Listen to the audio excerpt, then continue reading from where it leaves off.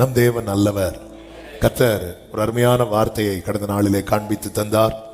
அதை தான் நாம் இந்த நாளிலே பார்க்க போகிறோம்.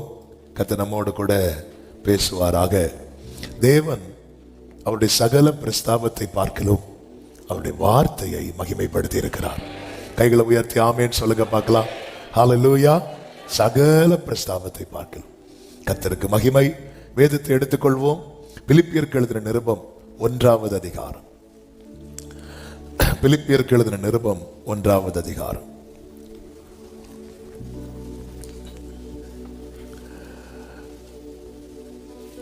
அதனுடைய 12வது வசனத்தை வாசிக்கிறேன். பிலிப்பியர் 1வது அதிகாரம் 12வது வசனம். சகோதரரே, எனக்கு சம்பவித்தவைகள் சுவிசேஷம் பிரபலமாகும்படிக்கு ஏதுவாயிற்றென்று நீங்கள் அறிய மனதாயிருக்கிறேன். கைகளை உயர்த்தி சத்தமா ஆமேன்னு சொல்லுவோமா? இப்ப இந்த வசனத்தை எல்லாருமே சேர்ந்து வாசிக்க போகிறோம், அறிக்கையிட போகிறோம். என்னன்னு சொல்ல போறோம்? எனக்கு சம்பவித்தவைகள் சுவிசேஷம் பிரபலமாகும்படிக்கு ஏதுவாயிற்றென்று சொல்ல போறோம். எல்லாரும் சத்தமாய் வாசிக்கலாமா? சகோதரரே, எனக்கு சம்பவித்தவைகள் சுவிசேஷம் பிரபலமாகும்படிக்கு ஏதுவாயிற்றென்று நீங்கள் அறிய மனதாயிருக்கிறேன்.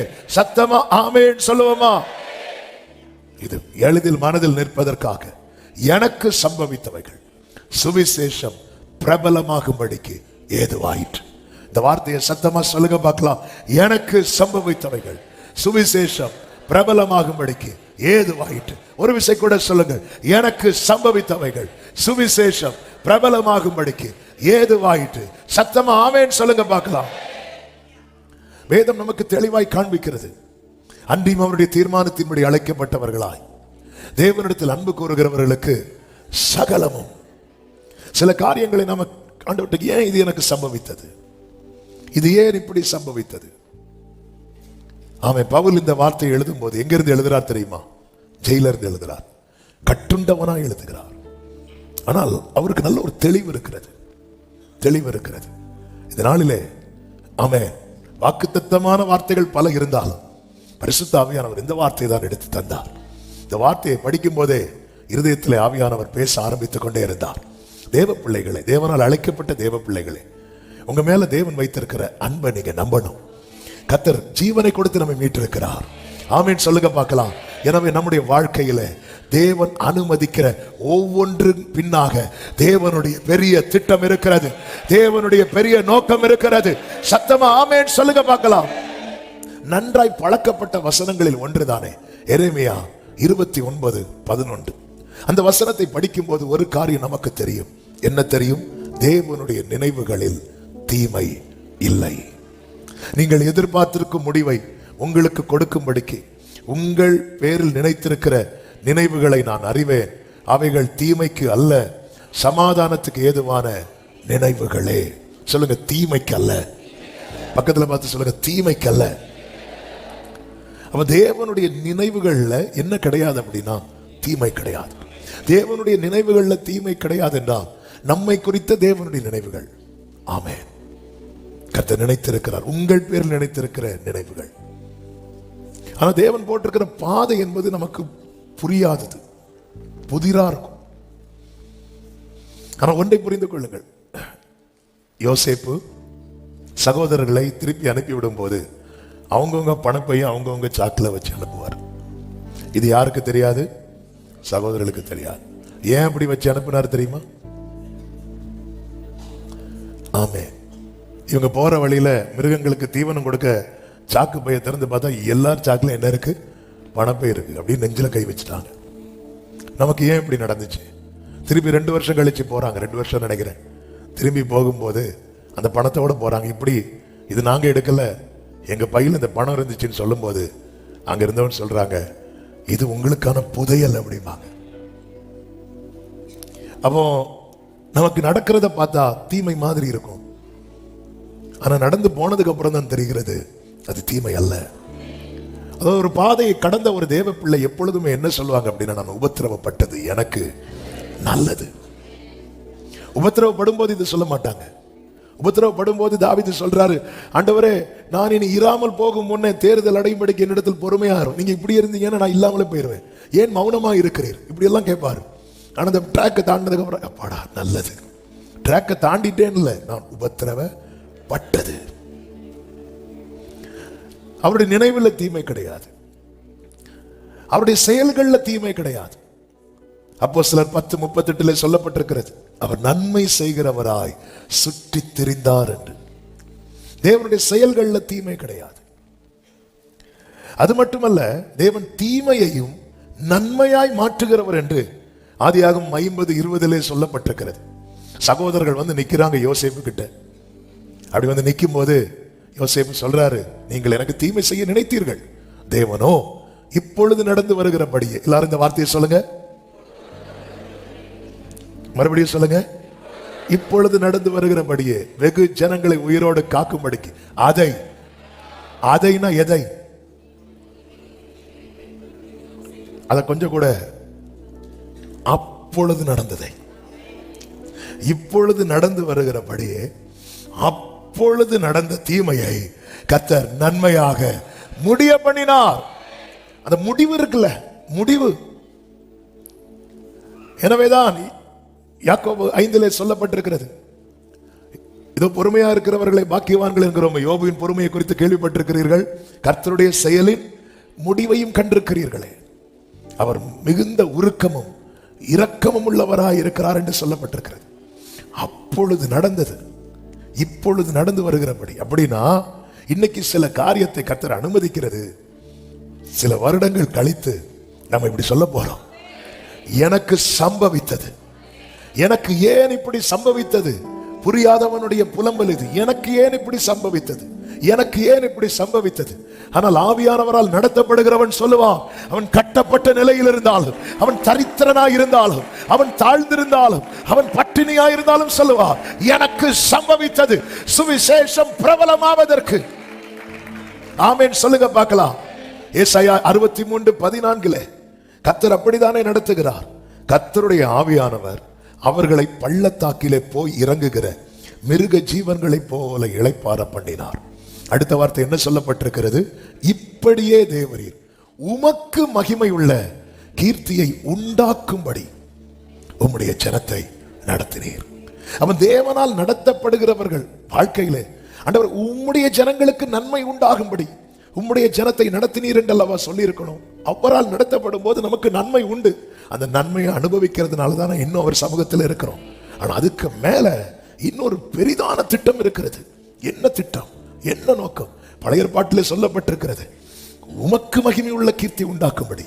இதே வார்த்தை தான் பவுல் சுவிசேஷ மொழியில சொல்றாரு, சுவிசேஷம் பிரபலமாகும்படி. சுவிசேஷம்னா என்ன? சுவிசேஷம், வாட் இஸ் காஸ்பல்? காஸ்பல் என்ன? ஜீசஸ் தான், இயேசுவை பற்றிய சுவிசேஷம். காஸ்பல்னால என்னன்னு கேட்டா சொல்லணும், ஜீசஸ் சொல்லணும். அப்ப அங்க அவர் நாமம் உயர்த்தப்படுகிறது, அவர் நாமம் பிரஸ்தாபப்படுத்தப்படுகிறது, அவரை குறித்த காரியம் வெளிப்படுத்தப்படுகிறது, பேசப்படுகிறது. எனக்கு சம்பவித்தது, எனக்கு ஏன் இப்படி சம்பவித்தது, என் வாழ்க்கையில ஏன் இப்படி சம்பவித்தது? ஆமென். பல கேள்விகளோடு சமீபத்திலும் தூரத்திலும் இருந்து கேட்கிற உள்ளமே, இந்த புதிய மாதத்தின் காலை வேளையில இதை அறிக்கையிடும்படிக்கு ஆவியானவர் வலியுறுத்தி கொண்டிருக்கிறார்.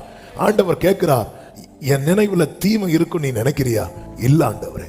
என் செயல்கள்ல தீமை இருக்கும் நீ நினைக்கிறியா? இல்ல ஆண்டவரே. அப்போ இப்போ உன்னை சுற்றி நடக்கிற காரியம் தீமையா இருந்தாலும் அதை நான் நன்மையாய் முடிய பண்ணுவேன் நினைக்கிறியா? நம்புறேன் அப்பா. அப்ப நீ சொல்லு, எனக்கு சம்பவித்தவைகள் சுவிசேஷம் பிரபலமாவதற்கு ஏதுவாயிற்று. ஹல்லேலூயா.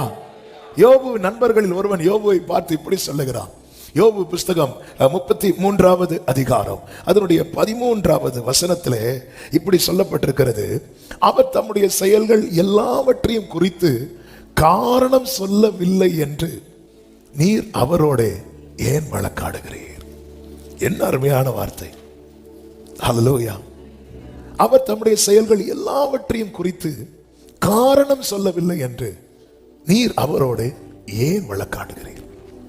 அடுத்த வசனம், தேவன் ஒரு விசை சொல்லி இருக்கிற காரியத்தை இரண்டாம் விசை பார்த்து திருத்துகிறவர் அல்லவே.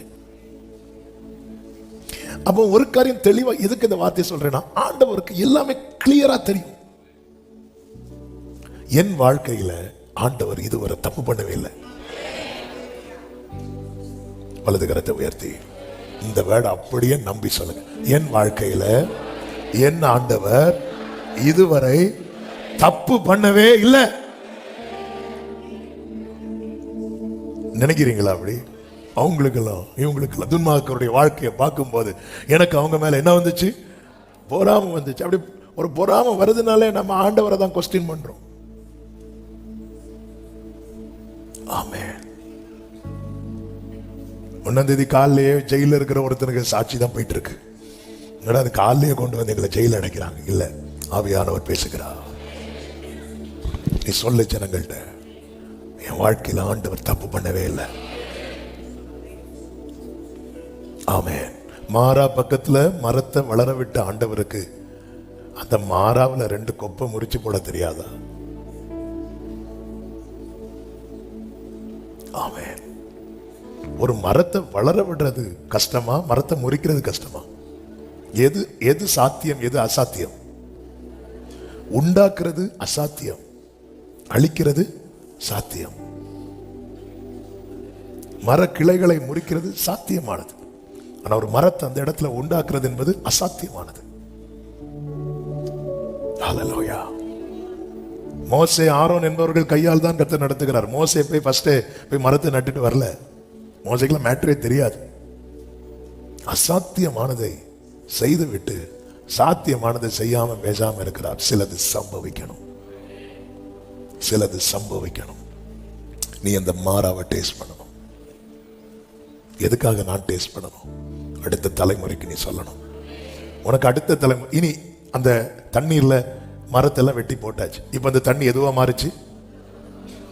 மதுரமா மாறி. இனி யார் அந்த தண்ணியை குடிச்சாலும் அவங்களுக்கு என்ன டேஸ்ட் தெரியாது தெரியுமா? கசப்பு தெரியாது. அது போலதான் இது ஏற்கனவே ஒரு ஃபாஸ்டிங் பிரேயர்ல பேச வைத்தார். அது போலதான் சில காரியங்கள் நமக்கு தேவன் சம்பவிக்க அனுமதிக்கும் போது, சாலமோன் சொல்லுகிறார், எனக்கு யுத்தம் இல்லாத இளைப்பாறுதலை கர்த்தர் தந்திருக்கிறார். காரணம் என்ன தெரியுமா? என் தகப்பன் அவ்வளவு யுத்தத்தை ஃபேஸ் பண்ணார். தேவனுடைய பார்வையில் நம்முடைய தலைமுறைகள் இருக்கிறது. அவர் 1000 தலைமுறைக்கு இரக்கத்தை காண்கிறார், இரக்கத்தை காக்கிறார். நம்ம ஒரு தலைமுறை பார்த்தா போதுங்கிறதுல இருக்கிறோம். 1000 தலைமுறைக்கு இரக்கத்தை காக்கிறவர். எனவே ஆண்டவர் அவர் தம்முடைய எல்லா செயல்களையும் குறித்து ஏன் காரணம் சொல்லல?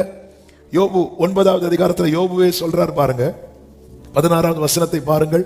நான் கெஞ்ச அவர் எனக்கு உத்தரவு அருளினாலும் அவர் எனக்கு விண்ணப்பத்துக்கு செவி கொடுத்தார் என்று நான் நம்பேன். இப்படி ஒரு சிச்சுவேஷன் வாழ்க்கையில வரும்போது இனி அவர் எனக்கு ஆன்சர் பண்ணாலும் நான் நம்ப மாட்டேன்ட்டார். நம்மளால அக்செப்ட் பண்ண முடியாது, சில காரியம் ஏற்றுக்கொள்ள முடியாது. ஆனால் சில காரியங்கள் சம்பவிக்கிறது நிமித்தம் தேவனுடைய நம்மை குறித்த மகத்தான திட்டம் அங்கே நிறைவேறுகிறது என்பதை நாம் புரிந்து கொள்ள வேண்டும். ஆமென். கடந்த நாள் கன்வென்ஷன்ல ஆண்டவர் அதை சொல்ல வைத்தார். ஸ்டேஜுக்கு ஃப்ரண்ட்ல அநேக பூக்கள் அலங்கரித்து வைத்திருந்தாங்க. அந்த பூக்கள் எதுக்காக வச்சிருக்கிறாங்க? அந்த பூக்கள் இல்லைன்னா கன்வென்ஷன் மீட்டிங் நடக்குமா? நடக்கும். ஆனா நான் ஒரு மைக் யூஸ் பண்ணி பேசிட்டு இருந்தேன். அந்த மைக் எதுக்காக? அவசியத்துக்காக. அது இல்லைன்னா எனக்கு நானே பிரசங்கம் பண்ணிட்டு போக வேண்டியதுதான். நம்மை தேவன் கூட்டி சேர்த்தது அலங்காரத்துக்காக அல்ல, அவருடைய அவசியத்துக்காக. அவருடைய அவசியத்தை நீ அலங்க சபையில் ஆள் சேர்க்கிறதுக்காக கர்த்தர் அழைக்கல. பரலோகத்தில் இடம் நிறைய இருக்கு, சும்மா ஆள் சேர்க்க அழைக்கல. நான் அவருக்கு அவசியம், நீங்க அவருக்கு அவசியம். உங்க வாழ்க்கையில தேவன் ஒரு நன்மை செய்வது, ஆண்டவர் சொல்றார் நான் தீமை செய்வேன் நினைக்கிறியா? இல்ல, ஆமென், அவசியம். அன்னாளின் கற்பத்தை கர்த்தர் அடைத்தார் என்று இருக்கிறது. ஏன்?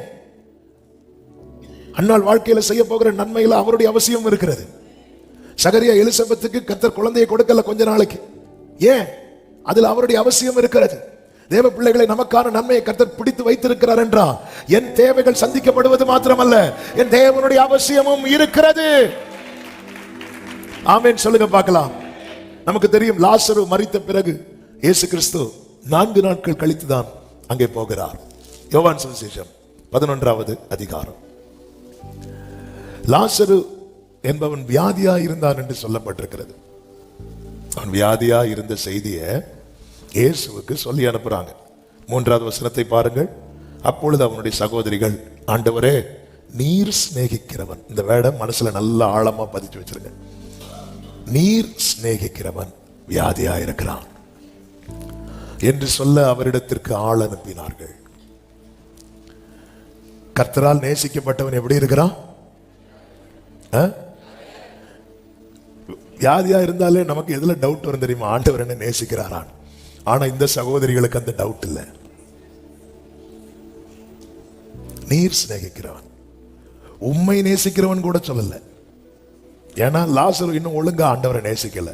இதுக்கு முன்னாடி இயேசு வீட்டுக்கு வரும்போது மார்த்தாள் பணிவிடை செய்தாள், மரியாள் பாதத்தில் உட்கார்ந்தார். லாசர் எங்க போனாரு? இல்ல. சிலரை உள்ள கொண்டு வர என்ன செய்யணுமோ அதை செய்வார். அடுத்த அதிகாரத்தில் பாருங்க, பந்தியில நல்ல பிள்ளை மாதிரி ஒருத்தர் உட்கார்ந்து இருப்பார். யாரு? லாசர். அதனால நீங்க கர்த்தருடைய சமூகத்தில் இருக்கிறீங்க, லாசருக்கெல்லாம் வராம இருக்கிறாங்கன்னு சொல்லி கவலைப்படாதீங்க. கர்த்தர் உள்ளே கொண்டு வருவார். உங்களை கர்த்தர் நேசிப்பது உண்மையானால் உங்க கூட இருக்கிறவர்களை கர்த்தர் நேசிக்கிறார். வேதம் அப்படித்தானே சொல்லுகிறது. 5வது வசனத்தை பாருங்கள். இயேசு மார்த்தாள் இடத்திலும் அவளுடைய சகோதரியின் இடத்திலும் லாசருவின் இடத்திலும் அன்பாயிருந்தார். என்ன ஆண்டவருக்கு ரொம்ப பிடிக்கும். அதனால என் மனைவி பிள்ளைகளையும் ஆண்டவருக்கு பிடிக்கும். ஆமே. நம்மளே டிசைட் பண்ணிடுவோம், ஆண்டவருக்கு என்னதான் பிடிக்கும், என் மனைவியை பிடிக்காது. அப்படி இல்லை, என்ன பிடிக்கும். அதனால என் குடும்பத்தை பிடிக்கும். லோத்தை காப்பாற்ற போன தூதர்கள், ஒரு தூதர்கள் சொல்றாங்க, யாராவது இருக்கிறாங்கன்னு அவங்களெல்லாம் கூட்டிட்டு வாங்க, உன்னை சார்ந்த உன் குடும்பத்தில் உள்ள. ராகாவு காக்கப்படும் போது ராகாவிட்ட சொல்றாங்க, உன் அப்பா அம்மாவெல்லாம் கூட்டு வீட்டில் வச்சுக்கோ அப்படின்னு. என்ன என் ஆண்டவருக்கு மார்த்தாள் இடத்துல, ஃபர்ஸ்ட் மார்த்தாள் இடத்துல தான். ஏன்னா மார்த்தா தான் ஃபர்ஸ்ட் போய் இயேசுவை கூட்டிட்டு வர. அடுத்து மரியாள். மார்த்தாள் பணிவிடை செய்தால் ஆண்டவருடைய அன்பை இதுல பார்க்க முடியும். மார்த்தாள் இடத்துல அன்பு வைத்தார் சொன்னா மார்த்தாள் என்ன பண்ணா கேட்டா மார்த்தாள் பணிவிடை செய்தார். மரியாள் இடத்துல அன்பு கூர்ந்தாருன்னு கேட்டா மரியாள் என்ன பண்ணா? மரியாள் பாதத்தில் இருந்தா. லாசர் இடத்துல அன்பு கூற லாசர் என்ன பண்ணா? லாசர் ஒண்ணுமே பண்ணல. என்னது அர்த்தம்? கர்த்தர் முந்தி அன்பு கொண்டிருக்கிறார். நான் இது பண்ணதுனால அவர் என்னை நேசித்தார் என்றல்ல, அவருடைய நேசம் என்னை இதெல்லாம் பண்ண வைக்குது. இப்போ கர்த்தர் சிநேகிக்கிற லாசரு வியாதியா இருக்கிற செய்தி வருகிறது. 6வது வசனத்திலே சொல்லப்பட்டிருக்கிறது, அவன் வியாதியா இருக்கிறதாக அவர் கேள்விப்பட்ட பொழுது தாம் இருந்த இடத்திலே பின்னும் 2 நாள் தங்கினார். அப்ப இது வேணும் தானே பண்றார். அப்ப ஆண்டவரே, நான் கேட்காம இருந்தா கூட நீங்க ஒருவேளை வீடு விசிட் பண்ணிருப்பீங்க. நான் கேட்டதுக்கு அப்புறம் அப்படியா புறப்பட்டாலும் பார்க்க பேதுரு உட்காரு உட்காரு உட்காரு. அறிந்தும் அமைதியா இருக்கிறார். ஏன் அறிந்து அமைதியா இருக்கிறார்? சிலது அங்க சம்பவிக்கணும் தெரியும். அவர் வியாதியா இருக்கும் போது வந்திருக்கலாம். நேசிக்கிறவன் தானே. அறிந்தும் அவன் வியாதியா இருக்கிற நியூஸ் வருது, அவருக்கு இன்ஃபர்மேஷன் கொடுக்கப்படுது. அப்போ மேட்டர் தெரிஞ்சிட்டு அறிந்த பிறகு அவன் வியாதியா இருக்கிறதாக பைபிள் எழுதப்பட்ட ஒவ்வொரு வார்த்தையிலும் ஆழம் இருக்கிறது. வியாதியா இருக்கிறதாக கேள்விப்பட்ட பொழுது அப்போ திருப்பி 2 நாள் அவர் தங்கிறதுக்கு ரீசன் என்ன தெரியுமா? அவன் வியாதியா இருக்கிறான். அப்போ அவர் வேற ஏதோ அலுவல்ல இருந்ததுனால வராம இல்ல, வேணுனே வராம இருக்கிறார். ஆமென், ஹல்லேலூயா. ஏன்? நாம சிலது சம்பவிக்க கூடாதுன்னு நினைக்கிறோம். ஆனா ஆண்டவர் சொல்றார் அது சம்பவிக்கட்டும்ங்கிறார். இது அக்செப்ட் பண்றது ரொம்ப கடினமானது, புரியாதது. நான் மீண்டும் சொல்லுகிறேன், யோபுவின் காலத்தில் 1000 பேர் இல்ல 1,00,000 பேர் இருந்திருப்பார்கள். ஆனா யோபு பேசப்படுகிறான். ஏன்? அவன் தேவனுக்கு அவசியமானவன். யோபுவே சொல்றாரு, நான் பயந்த காரியம் எனக்கு நேரிட்டது. அதனாலதான் சொல்றேன், என் போஜனத்துக்கு முன்னே எனக்கு பெருமூச்சு உண்டாகுது. அப்படி சாப்பிடறதுக்கு முன்னாடி அப்படிங்கிறார். சில காரியத்தை நினைக்கும் போது அப்படி சாப்பிடுறதுக்கு முன்னாடி அப்படி என் போஜனத்துக்கு முன்னே. யோபு 3:24 எடுக்க வேண்டாம், நேரம் போகிறது சொல்லிவிடுகிறேன். என் போஜனத்துக்கு முன்னே எனக்கு பெருமூச்சு உண்டாது. ஏன்? அடுத்த வசனத்துல சொல்றார், நான் பயந்த காரியம் எனக்கு நேரிட்டது, நான் அஞ்சினது எனக்கு ஏன் இது சம்பவித்தது. அவன் வியாதியா இருக்கிறான். வியாதியா இருக்கிறத இயேசு கேள்விப்பட்ட போது பின்னும் 2 நாள் தங்கினார் இருக்கு. ஆமென். வேதம் சொல்லுகிறது செபனியா 3:17 அவர் அன்பின் நிமித்தம் அமர்ந்திருப்பார். அவ ஆண்டவர் இந்த இடத்துல தங்க போயிருக்கலாம். அவர் எவ்வளவு டிஸ்டன்ஸ்ல இருக்கிறாருன்னு பைபிள் சொல்லுகிறது. 18வது வசனத்தை பாருங்கள். பெத்தானியா ஊர் எருசலேமுக்கு சமீபமாய் ஏறக்குறைய 2 மைல் தூரத்தில் இருந்தது. அப்போ இயேசு தூரமாலாம் இல்ல, அடுத்த தெருவில் தான் இருக்கிறார். ஹல்லேலூயா. அடுத்த தெருவில் தான் இருந்துட்டு கேட்டுட்டு இருக்கிறார். ஆமா, சில நேரத்தில் ஆண்டவர் செய்யற செயல்கள்லாம் பார்த்தா, ஆனா பைபிள் அழகா எழுதியிருக்கிறது, அவர் அன்பா இருந்தார். ஏன் ஆண்டவரே எனக்கு இப்படி நடக்குது? நீ எனக்கு அருமையான குமாரன் அல்லவோ, போங்க ஆண்டவரே, எனக்கு ஏன் இப்படி சம்பவித்தது? நீ எனக்கு பிரியமான பிள்ளை அல்லவோ. சில காரியங்கள் ஏன் நடந்தது, எதனால நடந்தது கேள்வியோடு எனக்கு கேட்கிற அன்பு உள்ளமே, அது கர்த்தர் உனக்கு கொடுத்த பனிஷ்மெண்ட் அல்ல, கர்த்தர் உன்மேல் வைத்திருக்கிற அன்பின் வெளிப்பாடு. ஹல்லேலூயா. இயேசு சொல்லுகிறார் பேதுரு கிட்ட, பேதுரு கத்தி எடுத்து ஒருத்தன் காதை வெட்டும் போது இயேசு என்ன சொல்றார் தெரியுமா? நீ பட்டயத்தை எடுத்து பையில போடு. நான் கேட்டா பிதா தூதர்களை அனுப்பாமல் இருப்பார் நினைக்கிறியா? ஆனா அப்படி நடந்தா இவைகள் இப்படி எல்லாம் சம்பவிக்க வேண்டும் என்பது எப்படி நிறைவேறும்? சில காரியம் சம்பவிக்கணும்னு பிதா பிளான் போடுறார். ஏன் அப்படி சம்பவித்ததுனால தான் அங்க சுவிசேஷம் பிரபலமாகி இன்னைக்கு நானும் நீங்களும் அவருடையவர்களாக இருக்கிறோம். ஹல்லேலூயா. ஆமென் சொல்லுங்க பார்க்கலாம். சிலது சம்பவிக்கணும். சில பாதையில தேவன் நடத்தும் போது, நாளைக்கு கர்த்தருடைய சமூகத்தில் நாம போய் நிற்க போகிறோம். அப்படி நிற்கும் போது கர்த்தர் நம்மை அந்த பரலோக கூட்டத்திலே நம்மையும் கனப்படுத்த விரும்பி, ஹல்லேலூயா, நாம் சம்பாதிக்கிற சம்பாத்தியங்கள் எல்லாம் அங்கே நமக்கு மேன்மையை கொண்டு வராது. இந்த பூமிக்குரிய நன்மைகள் பூமியோடு முடிந்துவிடும். இந்த பூமியில வாழ்வதற்கு என்னென்ன நன்மை தேவை அதையெல்லாம் தேவன் தந்து கொண்டுதான் இருக்கிறார். ஆனா அதையெல்லாம் தாண்டி நம்ம பரலோகத்தில் சேர்த்து வைக்கிற பொக்கிஷம் என்று இருக்கிறது அல்லவா? அவன் நிறைய நிறைய காரியம் நமக்கு புரியல, நமக்கு தெரியல. ஆண்டவர் அறிந்து அமைதியா இருக்கிறார். மத்தேயு 26:54 கர்த்தர் சொல்லுகிறார், அப்படி செய்வேன் ஆனால் இவ்விதமாய் சம்பவிக்க வேண்டும் என்கிற வேத வாக்கியங்கள் எப்படி நிறைவேறும் என்றார். அப்ப இதெல்லாம் ஏற்கனவே எழுதப்பட்டது. எழுதிட்டீங்களா ஆண்டவரே? மாத்துங்கப்பான்னு சொல்லல, என்ன மாத்துங்கப்பாண்டார். இந்த பாத்திரம் என்ன விட்டு நீங்க கூட ஆண்டவர் எழுதிட்டார். நம்ம கேட்கிறோம் ஆண்டவர், ஆண்டவர் இதை இப்படி பண்ணுங்க, அதை அப்படி பண்ணுங்க. ஆண்டவர் சொல்ல, இல்லம்மா நான் இப்படி எழுதிட்டேன். ஓகே, உங்களுடைய சித்தம் பரலோகத்தில் செய்யப்படுவது போல.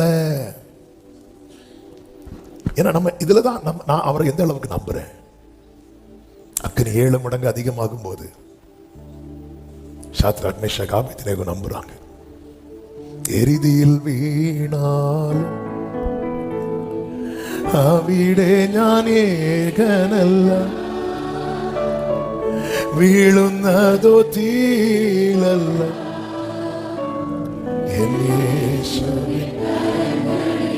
வேதம் என்ன சொல்லுகிறது தெரியுமா? அவங்க முடி கூட கருகல, கருகலன்னு மட்டும் இல்ல, அந்த அக்னி ஸ்மெல்லு கூட அவங்க கிட்ட இல்ல. நேபுகாத்நேச்சர் வெளியே வந்து மனத்தை பார்க்கிறான், ஸ்மெல்லு கூட இல்லை. எவ்வளவு நல்ல தேவன். அப்ப ஏன் ஆண்டவரே அக்னி 7 மடங்கு அதிகமாக்குறீங்க? சம்பவிக்கட்டும், சுவிசேஷம் பிரபலமா. நீ சொன்ன நீ உன் தேவனை உயர்த்தி சொன்ன, நீ உயர்த்தி சொன்னது கேட்டு யாருக்கு பிடிக்கலையோ அவன் எடுத்து சொல்ல போறான், இவர்களுடைய தேவனை போல வேறொரு தேவன் இல்லை. ஆமென் சொல்லுங்க பார்க்கலாம். இவர் அறிந்தும் அமைதியா இருந்தார். யோவான் 11:4 பார்க்கும்போது இயேசு அதை கேட்ட பொழுது, இந்த வியாதி மரணத்துக்கு ஏதுவாயிராமல் தேவனுடைய மகிமை விளங்குவதற்கு ஏதுவாயிருக்கிறது, எனவேதான் கர்த்தர் அலோ பண்ணார், இல்லைன்னா அனுமதிச்சிருக்க மாட்டார். நம்ம கேட்டா சொல்லுவோம் இது மரணத்துக்கு ஏதுவானது. ஆமென், மரணத்துக்கு ஏதுவான வியாதி என்று. ஆனா அவர்கிட்ட இல்ல, நோ நோ நோ, நீங்க நினைக்கிறது மாதிரி. ஏன் ஆண்டவர் இதை அலோ பண்ணீங்க? நீ ஒண்ணு நினைக்கிற தெரியுமா? அதை மனசுல வச்சுட்டு உன் வாழ்க்கையில நடந்ததை நீ புலம்பிக் கொண்டிருக்கிறாய். நான் நினைக்கிறது வேற. இது மரணத்துக்கு ஏதுவானதல்ல, இது தேவனுடைய மகிமை விளங்குவதற்கு ஏதுவா இருக்கிறது. சொல்லிட்டு சொல்ற, தேவனுடைய குமாரனும் அதனால் மகிமைப்படுவார். அப்போ அறிந்தும் அமைதியா இருந்தவர் இப்போ எதுக்கு எதுவானதுன்னு புரிந்தும் புறப்படாமல் இருக்கிறார். ஆமென். கப்பல்ல சீஷர்களோடு பயணிக்கும் போது காற்று அப்படி அடிக்குது, அவர் அழகா தூங்கிட்டு இருக்கிறார். சீஷர்கள் வந்து, உமக்கு கவலையே கிடையாதான்னு கேட்டாங்க. இதெல்லாம் நம்ம கேட்டுட்டு இருக்கிறது, வேணும்னு தான் அப்படி பண்ணிட்டு இருக்கிறீங்க. தெரிந்து 2 நாள் திருப்பி இருந்தார். அப்ப நான் கேட்காம இருந்திருந்தா கூட வந்து என்னை காப்பாத்திருப்பீங்க. ஆண்டவரே, நாங்கள் மடிகிறோம் உமக்கு. ஆண்டவரே, எல்லாம் கைவிட்டு போகுது ஆண்டவரே, உங்களுக்கு கொஞ்சம் கூட கவலையே இல்லையா? ஆமென். ஹல்லேலூயா. என்ன போட்ல இவ்வளவு புலம்பிட்டு இருக்கும் போது அவர் போட்ல தான் இருந்தார். எங்க பரலோகத்துல தூதர்கள் புலம்ப மாட்டாங்க, துதிப்பாங்க.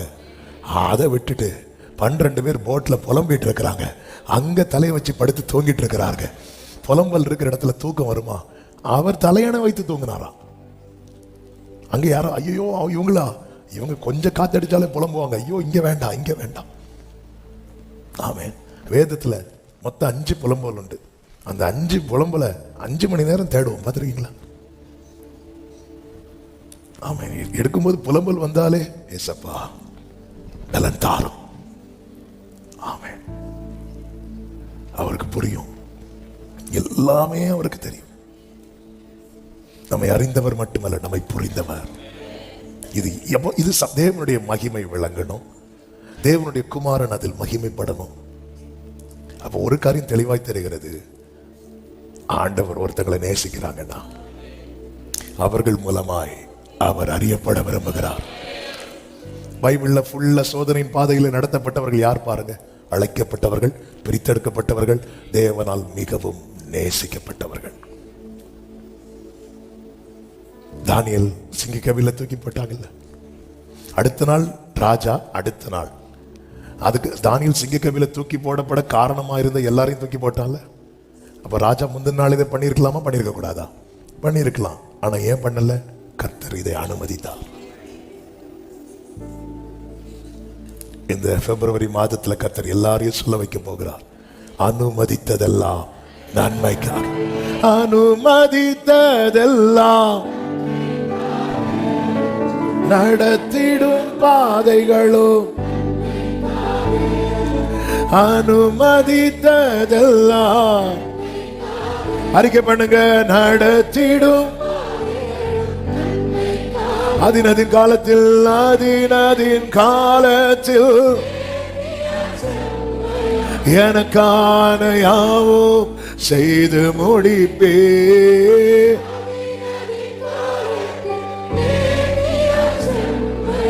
எனக்கான யாவும் செய்து முடி. ஆமென், ஆமென். நேரம் போகிறது, நான் சொல்லி முடிக்க விரும்புகிறேன். 7வது வசனத்தில் இயேசு சொல்லுகிறார், அதற்கு பின்பு அவர் தம்முடைய சீஷரை நோக்கி, நாம் மறுபடியும் யூதேயாவுக்கு போவோம் வாருங்கள் என்றார். அவர் போகிறார். கிரியை செய்யும் வேலை அது. நேரா வீட்டுக்கு தானே போகணும். வீட்டுக்கு போகாம வெளியே நிற்கிறார். வெளியே நிற்கும் போது நியூஸ் வருது, மார்த்தாளுக்கு இயேசு வந்து இருக்கிறார். மார்த்தாள் போய் பேசுறாங்க. அதன் பிறகு மரியாளை போய் கூப்பிடும் போது இயேசு எங்க தான் நிற்கிறார் தெரியுமா?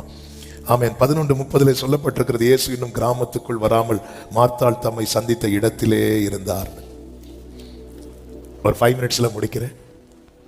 ஒரு முக்கியமான செய்தி இங்கே ஆவியானவர் சொல்ல விரும்புகிறார். 31வது வசனத்தை பாருங்கள். அப்பொழுது அவளுடைய வீட்டிலே அவளுடனே கூட இருந்து, அவள்னா யாரு? மரியாள். அவளுக்கு ஆறுதல் சொல்லி கொண்டிருந்த யூதர்கள். மரியாள் சீக்கிரமாக எழுந்து போகிறதை கண்டு அவள் கல்லறையின் இடத்திற்கு அழுகிறதற்கு போகிறாள் என்று சொல்லி அவளுக்கு பின்னே போனார்கள். அவ எங்க போனா தெரியுமா? இயேசு கிட்ட போனா. இயேசு கிட்ட அவ எப்படி போறா? அழுதுட்டு போறா. அழுதுட்டு போகும்போது கூட அவ பின்னாடி 10 பேர் வராங்க. ஆமென். என்னது அர்த்தம்? தேவ பிள்ளையே, உன் வாழ்க்கையில தேவன் அனுமதிக்கிற அழுகையின் பள்ளத்தாக்கு கூட 10 பேர் அவரிடத்துல கொண்டு வரும்.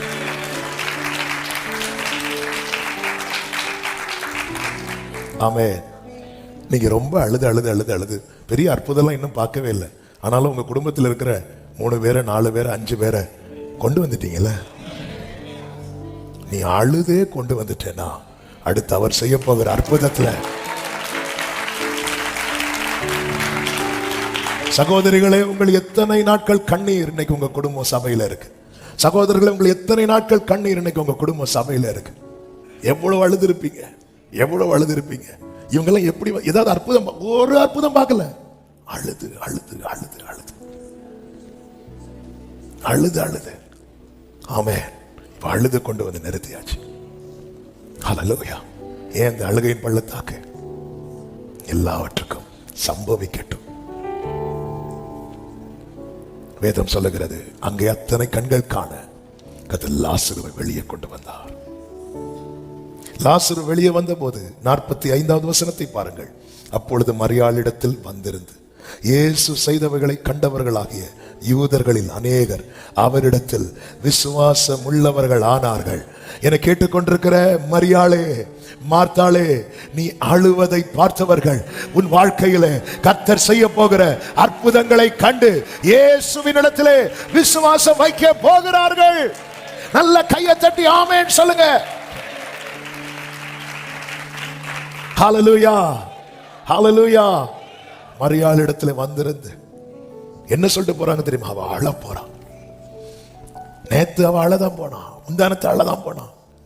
நம்ம எங்க போனாலும் நம்ம பாக்குறவங்க சொல்லுவாங்க, எங்கேயோ போயிருந்து அழ போறா, எங்கேயோ போயிருந்து அழ போறா, எங்கேயோ போயிருந்து அழ போறா. அதை பார்க்கறதுக்குன்னு வராங்க. அப்படி வரவங்க இப்போ அவள் அழுகிறதை எல்லாம் பார்த்தது, அவள் வாழ்க்கையில கர்த்தர் செய்கிற அற்புதத்தை பார்க்கிறாங்க. அழுகையின் பள்ளத்தாக்கை உருவ கடந்ததை நீரூற்றாக்கி கொள்ளுகிறார்கள். எத்தனை பேர் நம்புறீங்க? எனக்கு சம்பவித்தது சுவிசேஷம் பிரபலமாவதற்கு ஏதுவாயிற்று. நான் அழுகிறதை கண்டவர்கள் என் வாழ்க்கையில் நடக்க போகிற அற்புதத்தை பார்க்க போறான். ஆமென். ஆண்டவரே, இது ஏன் இப்படி சம்பவித்தது? நம்முடைய வாழ்க்கையில் ஒன்று சம்பவிக்கும் போது நம்மை சுற்றி இருக்கிறவங்க ஏன் என்று பல காரணங்களை சொல்லுவாங்க. நமக்கும் நிறைய காரணம் வரும். ஆண்டவர்கிட்ட ஒன்னே ஒன்று கேட்கணும், ஆண்டவர் இது ஏன் இப்படி சம்பவித்தது என்று உங்களுக்கு தெரியும்ல, அதை எனக்கு சொல்லி கொடுத்துருங்க, நான் ஃப்ரீயா இருந்துருவேன். ஏன் என் வாழ்க்கையில் சில காரியம் டிலே ஆகுதுன்னு உங்களுக்கு தெரியுதுல்ல? ஏன் இன்னும் நீங்க அமைதியா இருக்கிறீங்கன்னு உங்களுக்கு தெரியும். ஏன் இன்னும் நீங்க புறப்படாம இருக்கிறீங்கன்னு உங்களுக்கு தெரியும். ஆவியானவர் தேவனுடைய ஆழங்களை எடுத்து நமக்கு தெரிவிக்கிறார். ஆவியானவர் எங்கே இருக்கிறார்? இந்த ஒரு வசனம் சொல்லி நான் ஜெபிக்கிறேன், மீதி நாளை கேட்கலாம். ஆவியானவர் எங்க இருக்கிறார்? என்கிட்ட கேளுங்க, நான் சொல்றேன். எனக்குள்ள இருக்கிறார். ஆண்டவர் ஆவியானவர் எனக்குள்ள இருக்கிறான்னு சொல்றவங்க மட்டும் கைகளை உயர்த்தி. எனக்குள்ள இருந்து ஆவியானவர் என்ன பண்ணிட்டு இருக்கிறார்? மெடிடேட் பண்ணிட்டு இருக்கிறார். நான் தான் அவருடைய பிரேயர். 1 கொரிந்தியர் 2வது அதிகாரம் 10-11 சொல்லப்பட்டிருக்கிறது, நமக்கோ தேவன் அவைகளை தமது ஆவியினால் வெளிப்படுத்தினார். அந்த ஆவியானவர் எல்லாவற்றையும் தேவனுடைய ஆழங்களையும் ஆராய்ந்திருக்கிறார். அவர் உள்ளத்தில் இருந்து எனக்குள்ளே இருந்து அவர் தேவனுடைய ஆழங்களை மெடிடேட் பண்ணிட்டே இருக்கிறார். அவருக்கு தெரியும். அவர் என்ன செய்கிறார் தெரியுமா? தமது ஆவியினாலே நமக்கு வெளிப்படுத்துகிறார். எனக்கு ஏன் இப்படி நடந்துச்சு? மனதில் ஆழமா எழுதி கொள்ளுங்கள், என்னை குறித்து தேவனுடைய நினைவில் தீமை கிடையாது, என் வாழ்க்கையில் தேவனுடைய செயல்களிலும் தீமை கிடையாது. அப்படி தீமையாய் மனிதன் செய்தாலும் அதை தேவன் நன்மையை தான் மாற்றுவார். அப்படி இருக்கும்போது இது நடக்கக்கூடாது, இது நடக்கக்கூடாது, இது நடக்கக்கூடாது. இயேசுவின் ஜெபம் கெத்செமனே தோட்டத்தில் மட்டும் பிதா கிட்ட கொஞ்சம் ஃபோர்ஸ் பண்ணி கேட்டிருந்தார்னா, பிதாவே இந்த பாத்திரத்தை என்னை விட்டு நீக்கிருங்க, கேட்ட நேசகுமாரன் பிதா நோ சொல்ல மாட்டார். ஆனா அந்த இடத்துல அவர் எப்படி கேட்டார் தெரியுமா? உம்முடைய சித்தத்தின்படி. பேதுரு கத்தி எடுக்கிறான். பேதுருவே கத்தி எடுக்கும் போது பிதா பார்த்துட்டு சும்மா இருப்பார் நினைக்கிறீங்க? பேதுருட்டா தான் சொல்றேன், நான் கேட்டா 12 லேகியோனுக்கு அதிகமான தூதர்களை என் அப்பா அனுப்ப மாட்டார் நினைக்கிறேன். ஆனா அப்படி நான் கேட்டு அவர் அனுப்பினா இப்படி சம்பவிக்க வேண்டும் என்று எழுதி இருக்கிறது எப்படி நிறைவேறும்? எதுக்காண்டவர் அப்படி சம்பவிக்கணும்? பேதுருவே, நான் ரசத்தை எடுத்து இது உங்களுக்காக சொல்வதற்கு பதிலாக இது அநேகருக்காக சொன்னது ஞாபகத்தில் இருக்கா பேதுருவே? ஆமே, அநேகர் இதனால வரப்போறாங்க தேவனுடைய ராஜ்யத்துல. தேவ பிள்ளையை உங்கள் வாழ்க்கையில் அனுமதித்த அழுகையின் பள்ளத்தாக்கு உங்க குடும்பத்தை இன்னைக்கு கர்த்தர் சமூகத்தில் நிக்க வைக்கணும். நாளைக்கு கர்த்தர் செய்ய போகிற அற்புதம் எத்தனை பேர் ஆமேன்னு சொல்ல போறீங்க? ஹல்லேலூயா. என் வாழ்க்கையிலே சம்பவித்தது எல்லாம் சுவிசேஷம் பிரபலமாவதற்கு ஏதுவாயிற்று. கைகளை உயர்த்தி ஆமென் சொல்லுங்க.